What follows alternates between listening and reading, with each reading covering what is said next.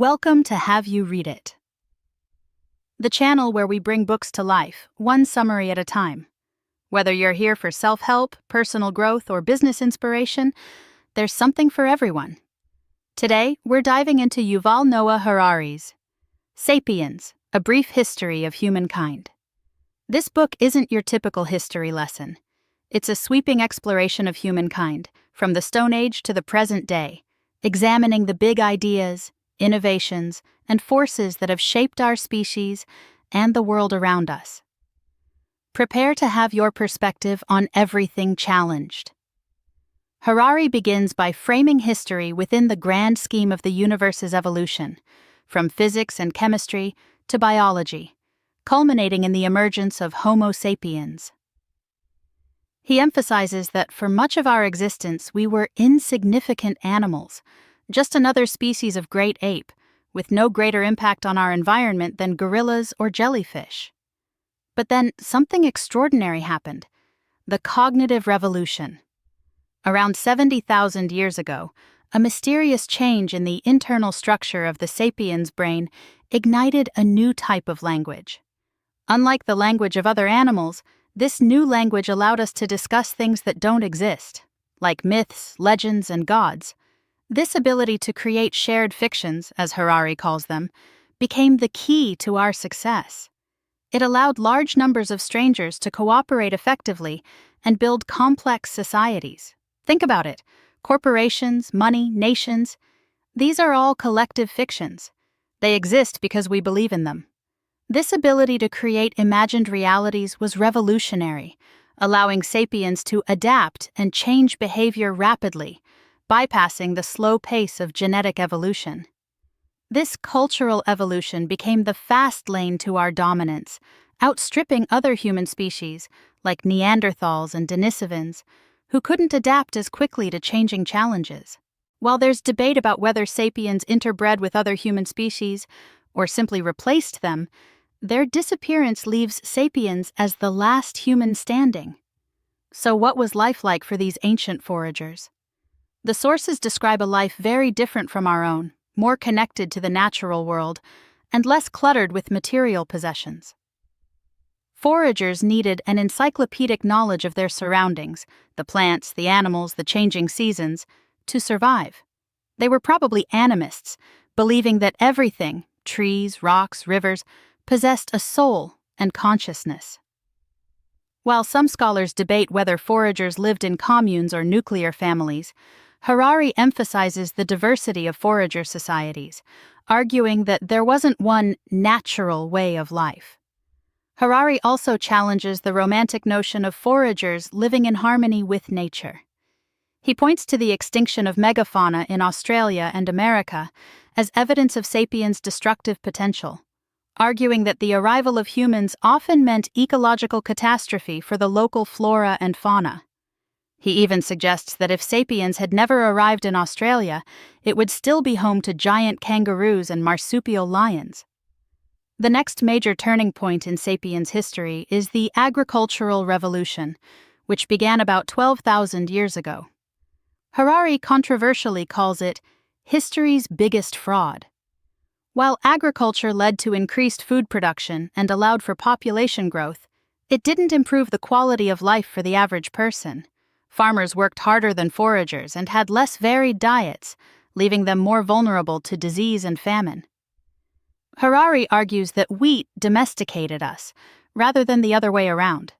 We became slaves to its demands, clearing fields, digging irrigation ditches, and weeding under the scorching sun, all for the promise of a more secure future that rarely materialized. But agriculture did enable the emergence of larger and more complex societies. To manage these societies, people needed to store and process vast amounts of information, more than the human brain could handle. This led to the invention of writing, initially used for accounting and record-keeping. The first recorded name in history, Kushim, according to the sources, was probably an accountant, not a king or poet. The ability to store and process information outside the human brain paved the way for the rise of cities, kingdoms, and empires.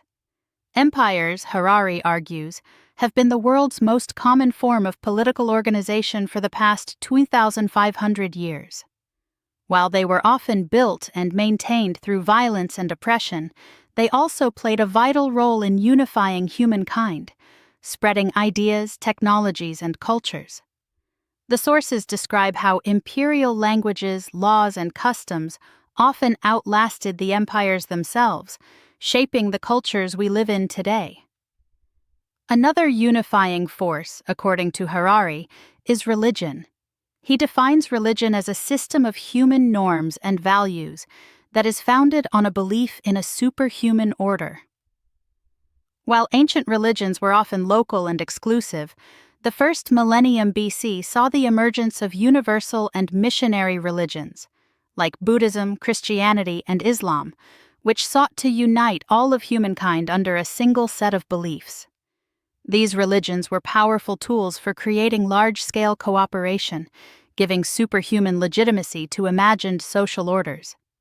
But the rise of empires and universal religions didn't create a utopia. Societies continued to be based on imagined hierarchies, dividing people into groups based on race, caste, and gender. These hierarchies, Harari stresses, are not based on biological reality but are social constructs, often perpetuated by myths and stories. The next turning point is the scientific revolution, which began about 500 years ago. This revolution, according to Harari, was based on the discovery of ignorance, the realization that we don't know everything. Unlike previous traditions of knowledge, modern science actively seeks new knowledge through observation and mathematics. And perhaps most importantly, modern science is focused on gaining new powers. This combination of admitting ignorance and seeking new powers has led to an unprecedented increase in human capabilities, culminating in the ability to split the atom, engineer microorganisms, and even reach the moon. But science doesn't operate in a vacuum. It has a close relationship with empires and capitalism. The sources highlight the interwoven nature of European imperialism and modern science, with scientific expeditions often serving as a cover for imperial expansion, and scientists providing the empires with ideological justification. The story of Captain James Cook and the tragic fate of Truganini, the last native Tasmanian, exemplifies this relationship. Capitalism, too, has played a vital role in the rise of modern science and empire. Its key element is growth, fueled by credit and the belief in a growing economic pie. Harari describes how the invention of credit, based on trust in the future, allowed for unprecedented economic expansion. He also discusses the ethical dilemmas of capitalism, as illustrated by the Atlantic slave trade, and the brutal exploitation of the Congo Free State, warning that unrestrained market forces can lead to catastrophe. The Industrial Revolution, according to Harari, is a continuation of the scientific revolution, primarily a revolution in energy conversion.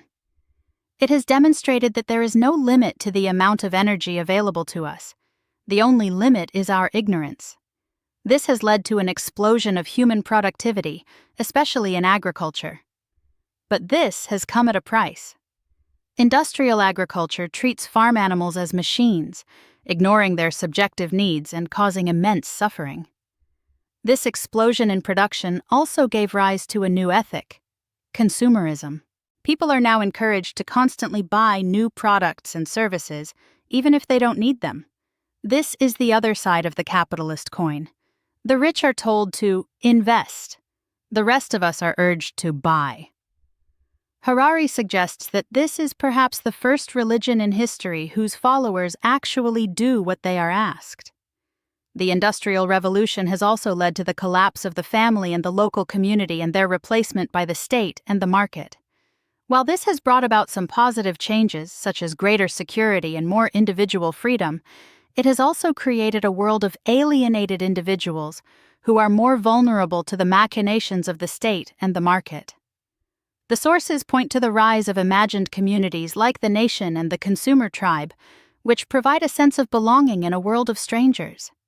These imagined communities are defined not by personal relationships, but by shared beliefs, values, and consumption habits. So, where are all these revolutions taking us? Are we happier? Harari admits that there is no easy answer. While the modern era has brought about improvements in health, wealth, and security, it has also created new forms of suffering, such as alienation and the collapse of community. Furthermore, the gains made by humans have often come at the expense of other animals.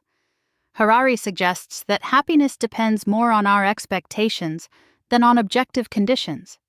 He questions whether our increasing power has really made us any happier than our ancestors.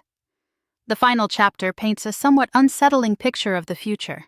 Harari argues that Homo sapiens is on the verge of transcending the limits of natural selection and entering the era of intelligent design. Through biological engineering, cyborg engineering, or the engineering of inorganic life, we may soon be able to redesign our bodies, brains, and minds, creating superhumans or even entirely new forms of life. This could be the greatest revolution in the history of life on Earth, or the last chapter in the history of Homo sapiens. Harari leaves us with a final chilling question. What do we want to want? As we gain the power to engineer not just our environment but our very desires, the future of humankind, whatever it may be, is likely to be unlike anything we can imagine. Thanks for watching. Have you read it? Make sure to give this video a thumbs up and hit that subscribe button so you never miss our next book dive.